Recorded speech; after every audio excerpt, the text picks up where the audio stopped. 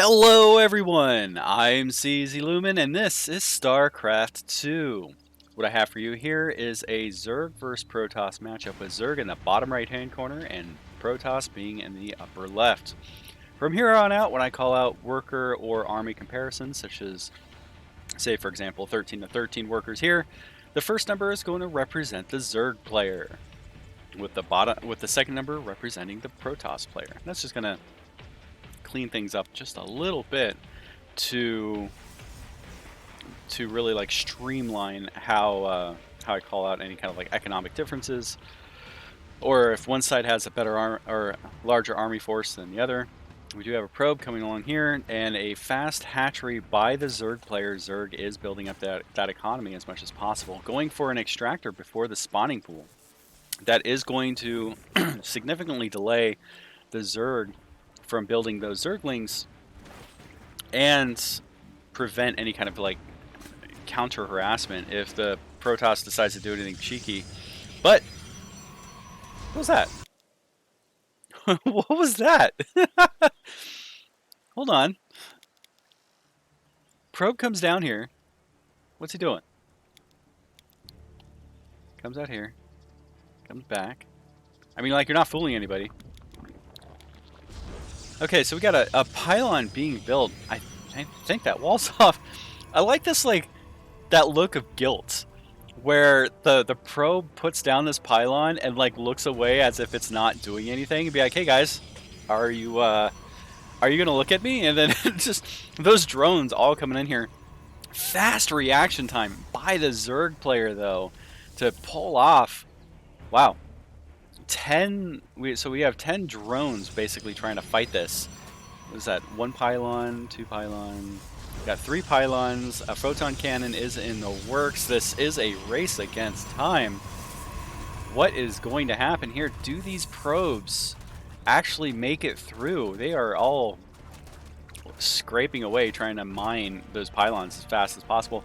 These pylons look like they're just like these crystals, right? So you would think that drones would be super effective, or like workers would be super effective against these things, but looks like it is they do have to get through those shields.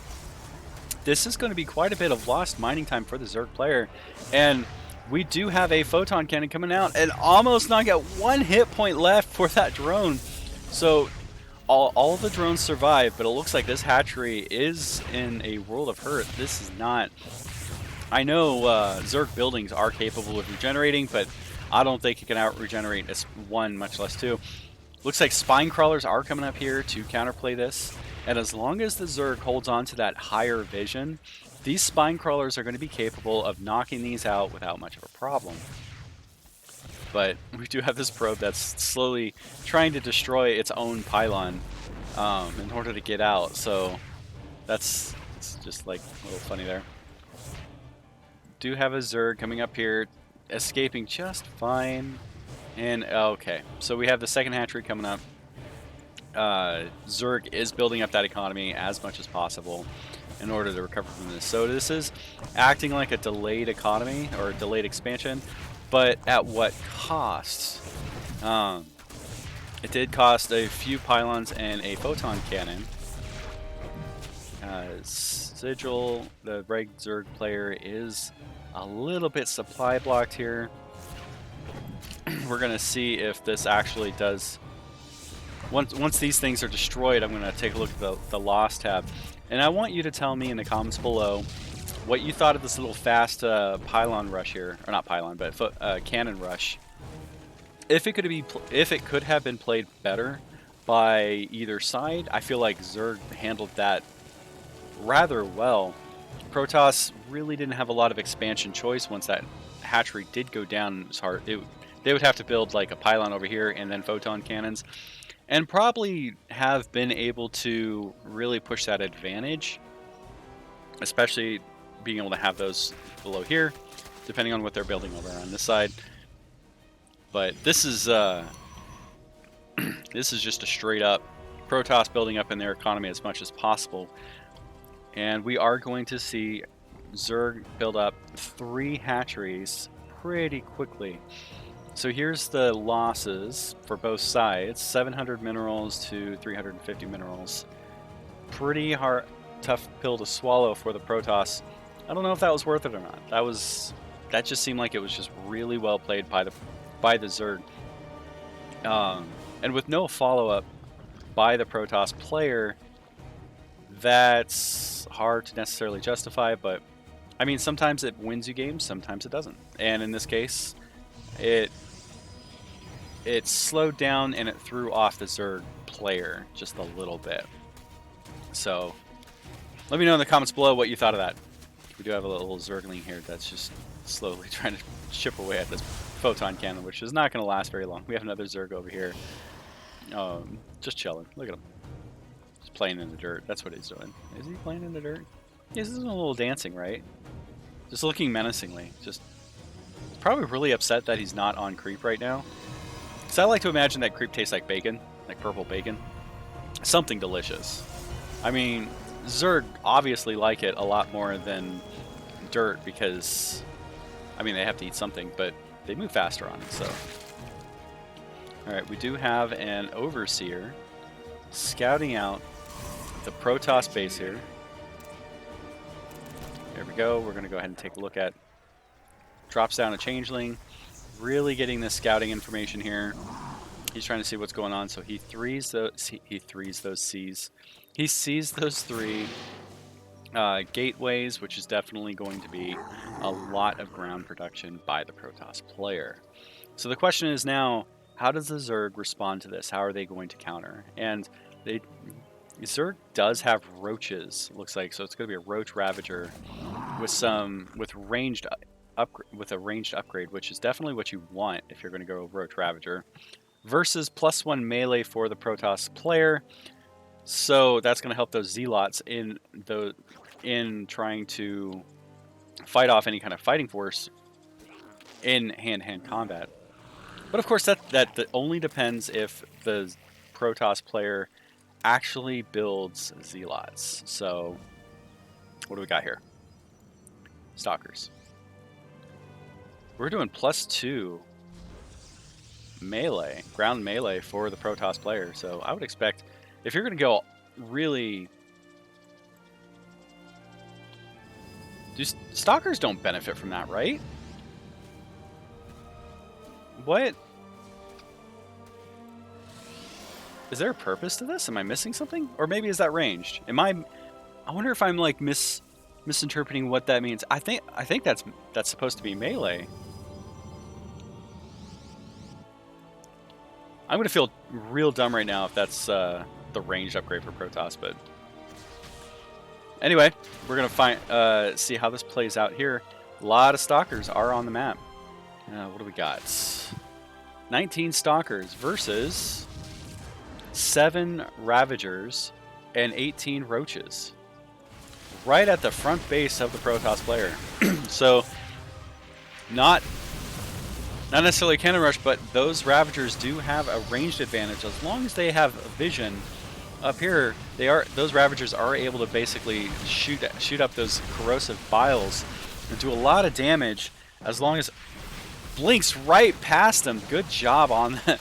On that microing. I have the game slowed down just a little bit. Zerg is now suffering on the loss tab here, 2,500 to 1,200. So good job, Protoss, for really turning that around. 59 to 50 army supply.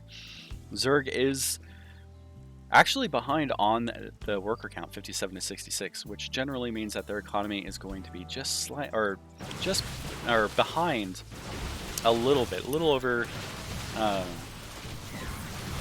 10%. We have Zerglings and Roaches and Ravagers coming in here to fight these this really almost encirclement of Stalkers, and doing a pretty good job fighting off the Zerg.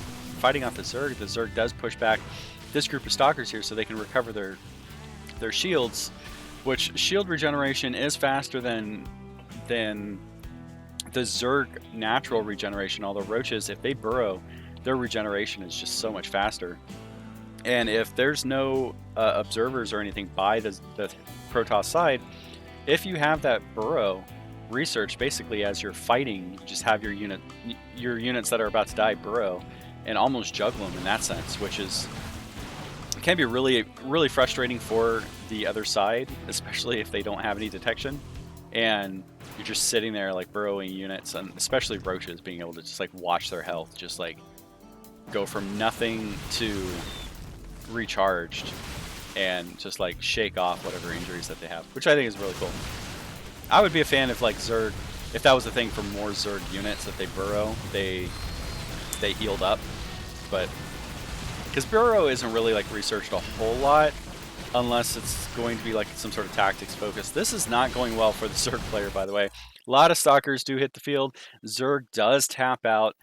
Pretty good game. That was a good battle, by the way, between the two forces.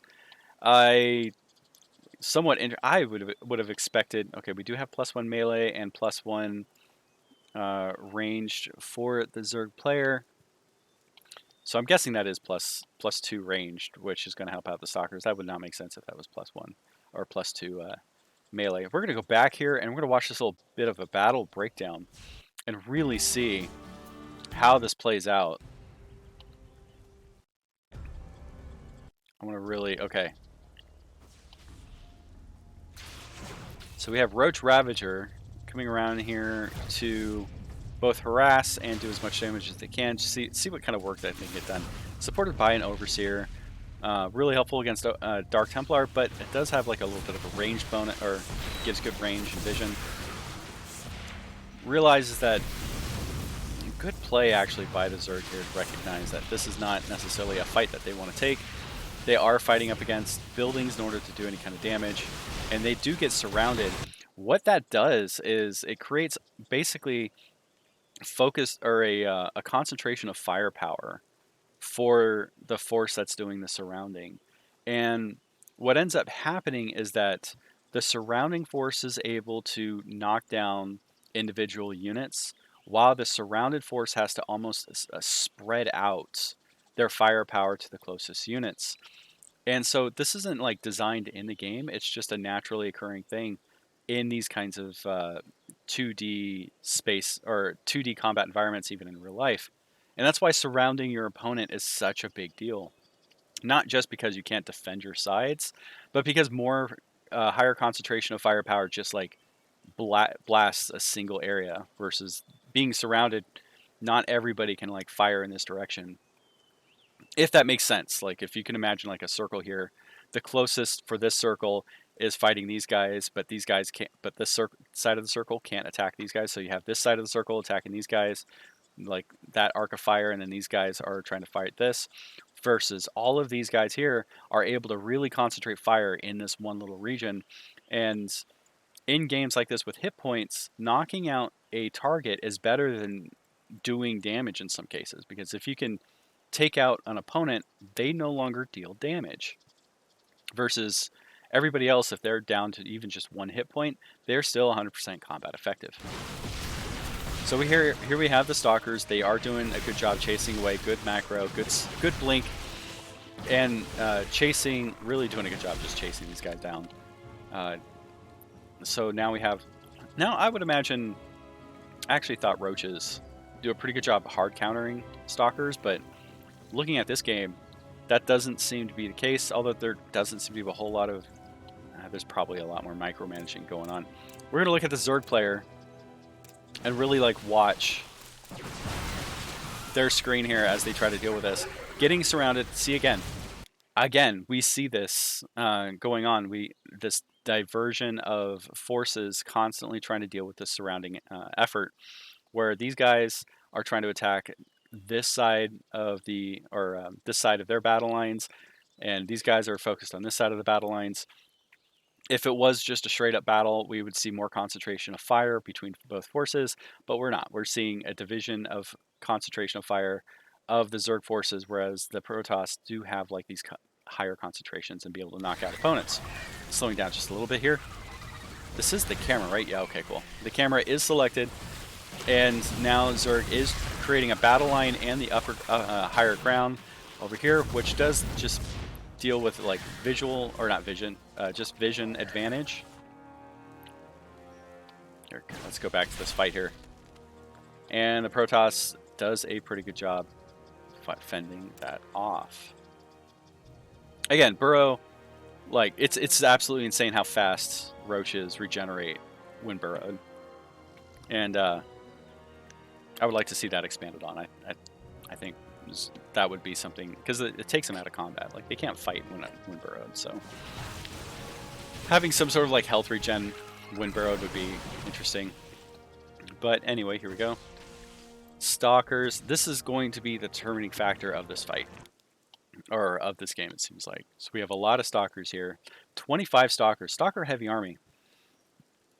If so, as a Zerg player, what would you do in order to counter all these Stalkers? Because Protoss is building up behind this. 57 to 69. Nice workers. On the back of this, Protoss is in the lead on the economy side. So the Protoss doesn't need to win this fight. They just need to trade well, or even not as well. Like, they just need to keep the Zerg busy as much as possible as they take that economic lead. Army supply wise, however, this is a 74 to 50 army supply difference. Zerg is ahead in the army supply, but we are seeing, yeah, we have 2 ravagers and 24 roaches versus 25 stalkers, and we have like 3 queens. We got some zergs. So this really does seem to be a positioning advantage, as well as these stalkers are, some of the stalkers are injured and they do need to get recover. And these stalkers, I'm sorry, the roaches, stalkers here have regenerated their shield hit points. Shields regenerate faster than Zerg hit points, but stalkers or Protoss units do not recover their health. So once their health goes down, that's it. Unless they have, I think, like a worker. I think workers and medevacs from the Terran can actually recover Protoss allies. So, and then here we go. So we're seeing a lot of these roaches basically just get absolutely demolished, and there's a lot of focus fire going on here. I wonder if I can actually focus on the Protoss here. We're going to back up and we're going to watch this really closely by the Protoss player and watch how they play this out, because it is pretty much neck and neck. Roaches versus Stalkers. Backs up, takes the high ground. Do have a slight concave here, but just like, these roaches do get surrounded pretty hardcore in this. Again, you have that concentrated of the fire, and more roaches do get knocked out by comparison than the Stalkers. The Stalkers are playing on that high ground and just really taking advantage of that, as well as blinking backwards. And the only option for the Zerg player, if they had Burrow researched, would be to, as they see a roach be injured, is to burrow that roach and then wait. And roaches do have tunneling claws. I don't know if that was researched, but tunneling claws would allow the roach, as it's being as it's underground, it's able to actually tunnel away or around in order to avoid getting hurt, or just reposition, and which could cause frustration and problems for the Protoss player. But these are very small battle tactic that require a lot of micromanagement. Easier said than done, basically. So, great game, loved it, and I hope you all have a wonderful day.